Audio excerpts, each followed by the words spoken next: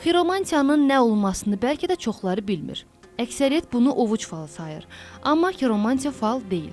Xiromantlar ovucdakı xətlərlə insanın həyatında baş verən hadisələri proqnozlaşdırmağın mümkün olduğunu deyirlər. Xiromantiyada 4 əsas xətt var.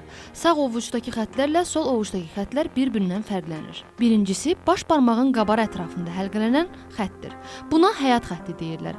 Bu xəttə diqqət yetirməklə insanın sağlamlığının necə olacağını, həyatının necə keçəcəyini, ömrünün qısa və ya uzun olacağını bilmək olur. Ömrünün uzunluğunu təyin etmək üçün hər iki ələ baxmaq lazımdır. Həm solda, həm sağda xəttlər qırılırsa, bu doğrudan da həmin adamın ömrünün qısa olacağını işarədir. İkincisi, köndələn şəkildə şəhadət barmağına doğru uzanan və bəzən ovucun ortasında olan xəttə ürək və ya ünsiyyət xəttidir deyirlər. Bu xətt insanın daxili aləminin, hisslərinin, başqalarıyla ünsiyyət qurmaq bacarığının göstəricidir. Bu xətt nə qədər şaxələnirsə, deməli, adam bir o qədər də ruhən başqalarına yaxın və ünsiyyətçildir. Üçüncü xətt baş barmaqla şəhadət barmağı arasında başlayır və ovucun çeçələ barmaq istiqamətinə doğru uzanır. Ürək xəttinə təxmini paralel olan ağıl və ya intellekt xətti də var. Bu xətt sahibinin hisslərə üstünlük verdiyini, başqa birində isə intellektə əsaslandığını göstərir. Bu intellekt xəttinin uzunluğu, dərinliyi, xüsusən sona doğru bütöv olması insanın ağlının, intellektinin, düşüncəsinin nə səviyyədə olacağını, xüsusən də yaşlı dövrdə öz intellektual xüsusiyyətlərini saxlayacağını göstərir. Bu xəttlərdən dördüncüsü talih xəttidir. Talih xətti əlin biləyə birləşən hissəsindən orta barmağa doğru uzanmış xəttdir. Bu xəttin düz, əyrilik olmadan istiqamətlənməsi həmin insanın həyatının rəvan, rahat, sağlamlığının isə kafi olmasının göstəricisidir. Elə adam var ki, əlinə baxdıqda həyatı boyu heç bir çətinlik çəkmədiyini görmək olar. Sanki belə adamın bütün işləri asanlıqla başa gəlir. Lakin elə adamda olur ki, həmin talih xətti qırıq və kəsiklərlə müşahidə olunur. Deməli, həmin adamın həyatı da keşməkeşli keçir. Bu 4 xəttdən əlavə xəttlər də var. Bunlar sabit xəttlər deyil. Uzun müddətdir ki, bu elmlə məşğul olan və elmin həyatda özünü demək olar ki, tam təsdiqlədiyini deyən xiromant Cabbar Qurbanov bu elmi qəti olaraq falçılıqla səhv salmaq və bundan falçılıqda istifadə etməyin düzgün olmadığını bildirir. Öz fala baxan insanlar öz təxəyyülünə əsaslanıb bir şey deyirlər. Amma xiromantiyada insan özündən heç bir şey uydurub deyə bilməz. O yalnız gördüklərini deyə bilər. O yalnız o əks olunanları deyə bilər. Bunun elmi əsası orada öz əksini tapır ki, bütün sinir xəttləri, bütün energetik xəttlər ovucun içindən başlayır. Yəni insan orqanizmində baş verən hər hansı dəyişiklik ovucun içərisində mütləq öz əksini tapır.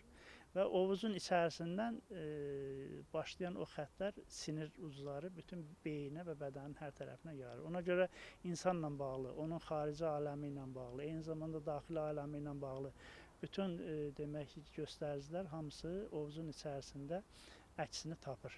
Ən yaxşısı, ən düzgünü ölçüləri xəkiş vasitəsilə aparmaq, xəttlərə, cizgilərə lupa vasitəsilə baxmaq, sonra müqayisəli təhlil eləmək, sağ əllə sol əli müqayisəli təhlil eləmək və ondan sonra bütün göstəricilərə baxdıqdan sonra həmin adam haqqında öz fikirlərini söyləmək olar.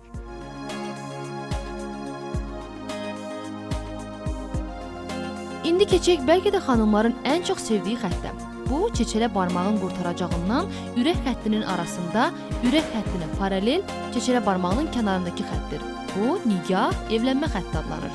Bəzən bu xəttlərin sayı 2, 3, bəzən daha çox olur. Bu, evliliklərin sayını göstərir. Onun üzərində isə şaquli xətt və ya xəttlər keçir. Bu xəttlər övladların sayını göstərir. Xiromantiya elminin nə qədər həqiqətə uyğun olub-olmadığını mən özüm də istəyirəm, məsələ öz üzərimdə yoxlayım və xahiş edəcəm ki, mənim əlimə baxıb ən vacib məlumatları mənə desin. Demək, bu gördüyümüz ömür xəttidir. Mən təxminən nə qədər yaşayacağam? Mən burada olan xəttə görə təxmini yox, lap sizə dəqiq deyə bilərəm ki, bu 75 ildən artıq olacaq. Belə bir ömür gözləyirsiniz.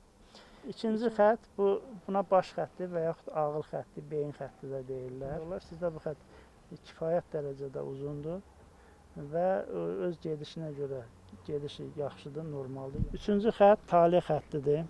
Demək, başlayır əlin aşağı hissəsindən yuxarıya doğru yüksəlir. Bu xəttlərdən 19-20 yaşlarında sizin talihizdə bir dəyişiklik olur.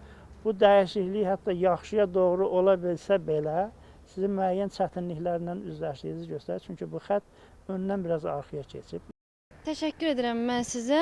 Mən ümid edirəm ki, təxminən bir 70 yaşından sonra mən bir daha müsahibə verib deyəcəm ki, bu nə qədər özünü doğrultdu, yoxsa doğrultmadı. Ovucun içində olan xətlərin hər birinin özünün konkret məqsədi və daşıdığı məlumat var. Hər bir kəs müstəqil şəkildə bu elmlə yaxından tanış olub, xətlərin mənasını bilib, özü özlüyündə informasiya toplaya bilər. Aysel Zahid qızı Emin Qaraşlı, INS.